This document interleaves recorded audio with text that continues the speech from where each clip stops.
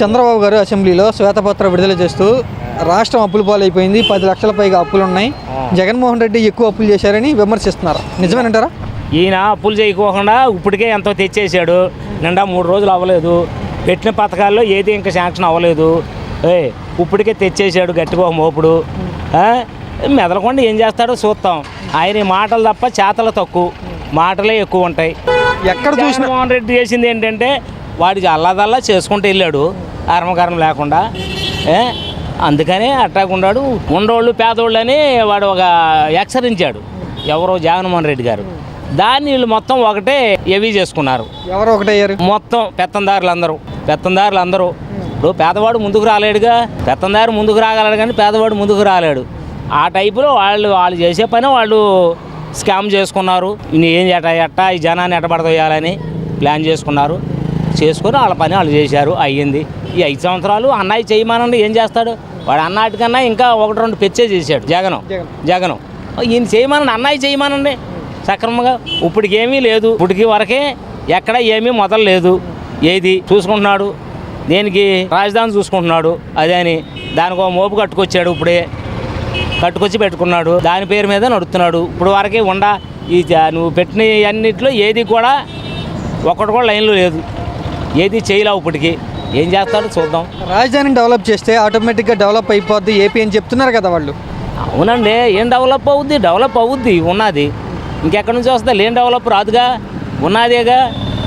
ఉన్నదే చేస్తారు. ఆయన చేసిన తప్పు ఎక్కడంటే 3 రాజధానులు అంటాం. అతను చేసిన తప్పు అది. ఉన్న రాజధానినే దాన్ని ఏవి చేయాలి. చేయకుండా 3-2 అనుకుంటా పోతే దీనికి మార్గం ఏంటి అనేది వాళ్ళ మార్గం వాళ్ళు ఆలోచించారు, ప్లాన్ చేశారు. పైనుంచి మోడీ నుంచే చేశారు. అదే మోడీ పిలిచిన రోజున జగన్ వెళ్ళి ఉంటే ఈ పరిస్థితి ఉండేది కాదు. జగన్కి పరిపాలన చేతకాక గవర్నమెంట్లో ఎక్కడ చూసినా కూడా ప్రతి చోట అప్పులే కనబడుతున్నాయి. అప్పులన్నీ కూడా జగన్ చేసినాయి అని చెప్తున్నారు. జగన్ ఏమన్నా అప్పులు చేయలేదు. జగన్కి మోడీ కూడా అంత నిధులు ఏమి ఇవ్వలేదు. మొత్తం ఇప్పుడు వెళ్ళి చంద్రబాబు బెదిరించాడు, నువ్వు ఇస్తావా నన్ను జరగమంటావా అంటున్నాడు చంద్రబాబు.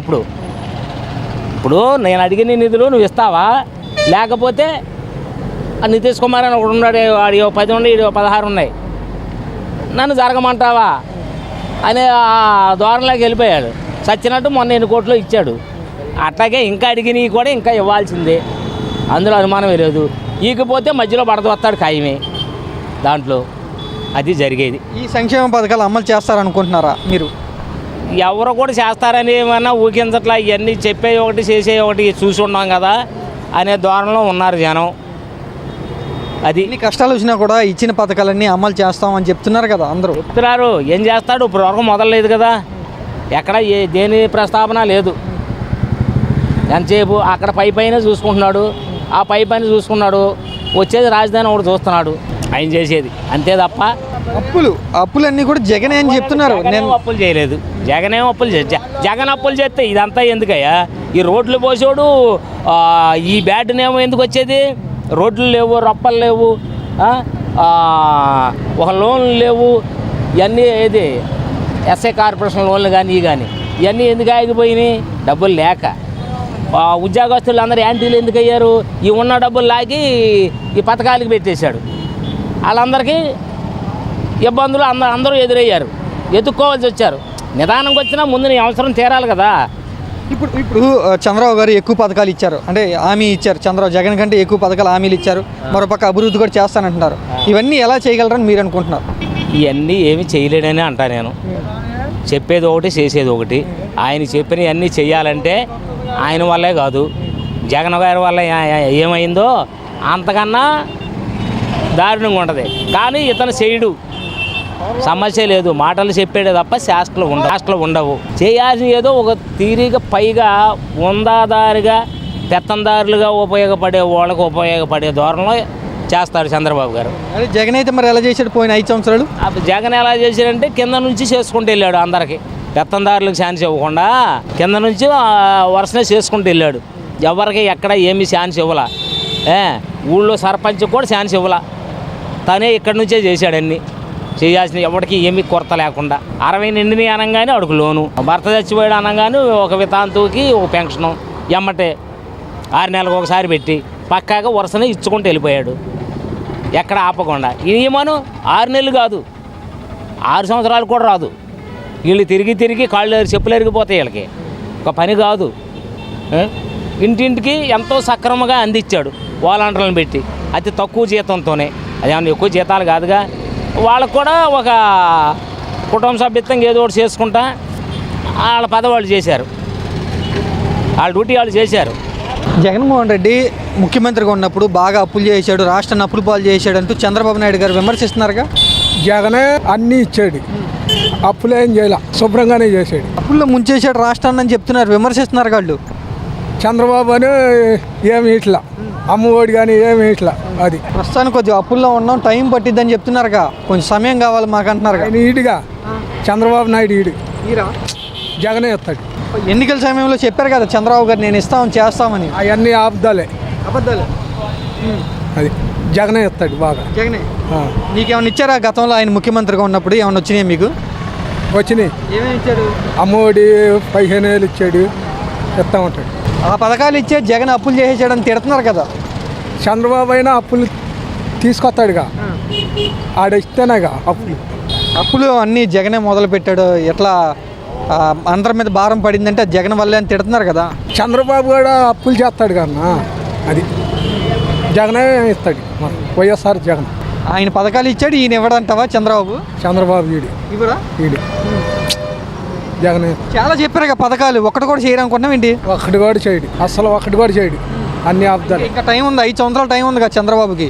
అయినా సరే అన్ని ఆపుదాలు చెబుతాడు. అబద్ధాలే. పవన్ కళ్యాణ్ కూడా సపోర్ట్ ఉన్నారుగా, నేను చేపించే బాధ్యత నాది అని పవన్ కళ్యాణ్ కూడా అన్నారు కదా. ఆయన కూడా ఏం పట్టించుకోవట్లేదు. ఇప్పుడు ఓట్లు వేసిన దాకానే ఇస్తామంటారు, తర్వాత ఈయన అంటారు. మరి జగన్ ఎలా చెప్పాడు అప్పుడు అంతకుముందు? అంతమంగళ బాగానే చెప్పాడు, ఇచ్చాడు. మొత్తం ఎలక్షన్ టైంలో చెప్పి ఇచ్చారా? ఇచ్చాడుగా. ఇప్పుడు వీళ్ళిద్దరు ఎవరంటావా?